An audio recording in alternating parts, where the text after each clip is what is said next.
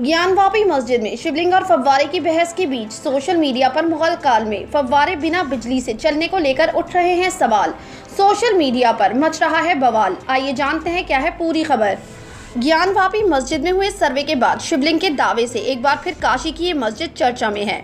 अब हिंदू पक्ष का दावा है कि सर्वे के दौरान मस्जिद के वुजू खाने में एक शिवलिंग दिखा है और मुस्लिम पक्ष का कहना है कि शिवलिंग नहीं जबकि एक फव्वारा है।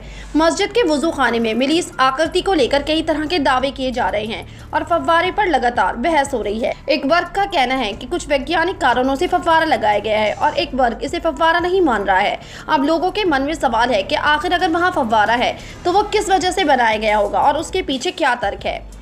तो वहीं सोशल मीडिया पर बिना बिजली से चलने वाले इस फव्वारे को लेकर काफी बहस छिड़ी हुई है। इस पर BJP spoke person Nikhat Abbas ने ट्वीट करते हुए सवाल पूछा कि 400 वर्ष पहले बिजली तो नहीं थी तो क्या औरंगजेब फूंक मारकर फव्वारा चलाता था। तो वहीं BH के नाम के एक सोशल मीडिया यूजर ने दावा करते हुए लिखा कि ज्ञानवापी मंदिर 1669 में गिराया गया। इलेक्ट्रिक मोटर का आविष्कार किया गया 1834 में। भारत में पहली इलेक्ट्रिक मोटर 1902 में आई। ज्ञानवापी वुजूखाने में मोटर स्थापना का कोई रिकॉर्ड नहीं है। बिना मोटर के फाउंटेन काम नहीं करता। मामला समाप्त। इस पर पत्रकार त्रिभुवन ने भी ट्वीट करते हुए लिखा, औरंगजेब अकेला ऐसा जीनियस था जो बिना बिजली के फव्वारा चला सकता था। तो इस पर अनीश गोखले समेत कई सोशल मीडिया यूजर इन सवालों के जवाब देते नजर आ रहे हैं कि ये सब ग्रेविटी के जरिए संभव है, बिना बिजली के भी फव्वारे चल सकते हैं। पर सोशल मीडिया पर चल रहे इन दावों की सच्चाई क्या है? क्या वाकई में बिना बिजली के भी फव्वारे चल सकते हैं? आइए जानते हैं। जैसा कि आप जानते हैं कि पानी की आदत है कि वो ऊंचाई से नीचे की ओर बढ़ता है। पहाड़ों के झरने, नदियों या आपके घर का पानी की मोटर का पाइप इस बात की गवाही देते हैं। जाहिर है इसकी वजह ग्रेविटेशनल फोर्स है। आसान भाषा में कहें तो अगर आप अपने घर की मोटर चालू करें फिर उसके पाइप को किसी कोने में जोर से पकड़ लें तो आप देखेंगे कि पानी की स्पीड तेज हो गई है और पानी पाइप से जिस तरह से निकल रहा है वो दिखने में एक तरह का फव्वारा जैसा ही दिखता है। इसी तकनीक को ताजमहल, कश्मीर के मुगल गार्डन और लाल किले के फव्वारों में भी अप्लाई किया गया है। ये ऐतिहासिक स्थल बिजली के आविष्कार से सालों पहले बने थे। इसके बावजूद इनमें फव्वारे बने आपने देखे होंगे। होता ये था कि सबसे पहले कारीगरी फव्वारे को बनाने में की जाती थी। फव्वारे को कुछ ऐसा डिजाइन किया जाता कि एक जगह पानी जमा रहे, फिर वहां से वो पानी का बहाव ऐसे संकरे रास्ते या नाली में जाता जहां जाने से पानी का प्रेशर बढ़ जाता। ये बड़े प्रेशर का पानी फव्वारे के छेदों से जब निकलता तो उसकी स्पीड काफी ज्यादा होती। ये पानी की स्पीड और फव्वारे के डिजाइन से गिरता पानी ही किसी फव्वारे को सुंदर बनाता है। तो वहीं इस पर अर्बन प्लानर शुभम मिश्रा कहते हैं कि मुगल काल में फव्वारा तैयार करने में टेराकोटा के पाइप का इस्तेमाल होता था। इसमें ढलान इतने सटीक तरीके से बनाए जाते थे कि पानी आए और वहां ऊपर चढ़ते हुए बुदबुदाता हुआ फव्वारे से निकले। इसके लिए पानी की सही गति भी अहम होती थी। पूरी गणना और उसको फिर लागू करना कमाल की बात थी। तो मैं इस पर इतिहासकार राना सफ़ी कहती हैं कि मुगल इमारतों में बने फव्वारे में गुरुत्वाकर्षण और हाइड्रोलॉजिकल सिस्टम का इस्तेमाल किया जाता था। ये एक ऐसा सिस्टम है जिसमें जल संसाधनों के इस्तेमाल से सुविधा घटना और पूरी प्रक्रिया को रखा जाता है। इसमें पानी के फ्लो प्रोसेस, जमीन का इस्तेमाल और जमीन कवर, मिट्टी वर्षा और वाष्पीकरण जैसे घटक पर ध्यान दिया जाता था।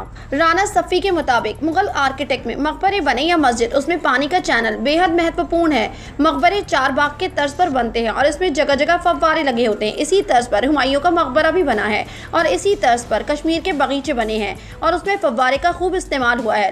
लाल किले में नहरें बहिश्त हुआ करती थी जो पूरे लाल किले में बहती थी और इसमें जगह जगह फव्वारे लगे थे। इसके लिए पानी यमुना से खींचा जाता था और नहरें बहिश्त से वे फव्वारे तक पहुंचता था।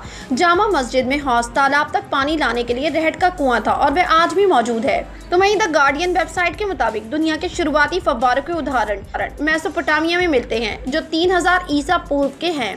मेसोपोटामिया यानी आज के इराक, ईरान, तुर्की और सीरिया।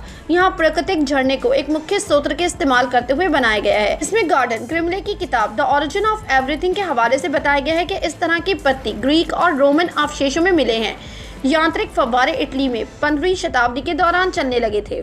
तो वहीं फव्वारों के लिए इटली भी दुनिया भर में मशहूर है। Fountain of the four river हो या फिर ट्रीवी फाउंटेन, जिसमें टूरिस्ट सिक्का फेंककर दुआ मांगने पर यकीन रखते हैं।